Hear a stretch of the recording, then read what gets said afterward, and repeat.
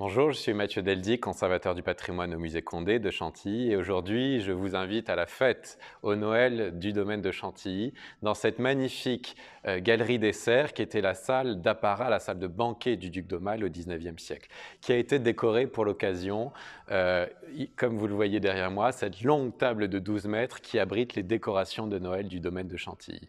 Alors cette salle est très particulière, hein. Elle a été inaugurée le 11 novembre 1880 par le duc d'Aumale lui-même. Elle emprunte un style néo-renaissance. Elle montre les tapisseries du XVIIe siècle des chasses de Maximilien, reprenant finalement les cartons et les modèles d'une tapisserie, d'une tenture du XVIe siècle conservée au musée du Louvre. Elle abrite aussi ces fabuleux bras de lumière qui ont inspiré notamment Jean Cocteau dans son film La Belle et la Bête.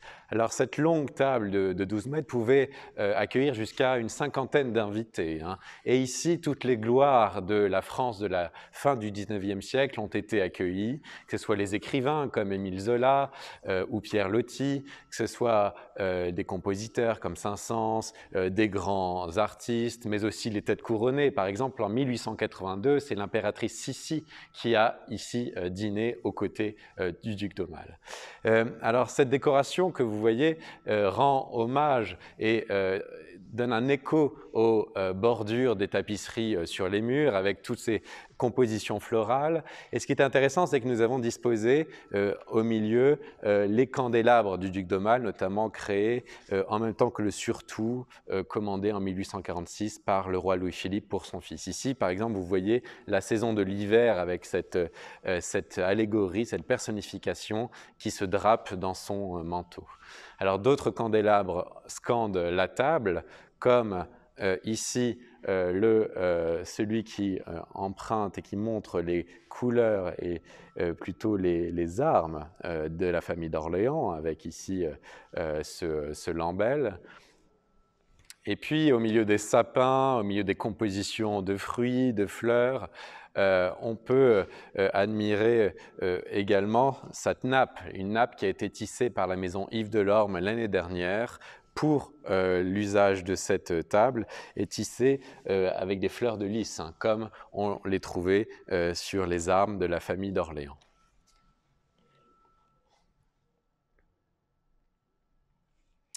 Alors cette table de 12 mètres conduit à la grande cheminée qui a été décorée d'une peinture de Baudry montrant la vision de Saint-Hubert. On est ici dans tout un univers synégétique avec, d'où le nom de Galerie des Serres, hein. La chasse, la vénerie est le loisir préféré des maîtres de Chantilly depuis le Moyen-Âge, comme vous le voyez sur les murs. Et ici, cette vision de Saint-Hubert où on a sous la personnification du petit garçon le comte de Paris, le neveu du duc d'Aumale.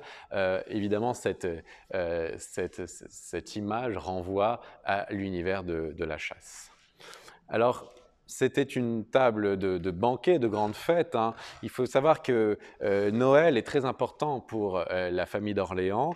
Les sapins, notamment les sapins décorés, on dit que c'est Hélène de Mecklembourg-Schwerin, la duchesse d'Orléans, qui a pu importer cette tradition depuis l'Allemagne, depuis son Allemagne natale, jusqu'en France. Et en tout cas, on a certaines sources qui indiquent que la reine Marie-Amélie aurait décoré au Palais des Tuileries un arbre de Noël en l'honneur de sa bru. On sait par ailleurs que durant son exil en Angleterre, le duc d'Aumale disposait d'un arbre de Noël. On a retrouvé cela dans les archives. Et évidemment, cette table était une table de banquet, de repas, mais on pouvait aussi s'y divertir, et notamment en écoutant de la musique qui était jouée depuis la tribune des musiciens, et je vais vous inviter à me suivre pour y aller. Donc on emprunte en longeant ces murs où vous avez des crédences pour disposer les bouteilles, les boissons, les plats. On emprunte cette petite porte sous le lion naturalisé, la peau de lion naturalisée, et on entre ici dans les coulisses de Chantilly, et notamment en empruntant un petit escalier à colimaçon. qui nous permet de monter jusqu'à la tribune des musiciens.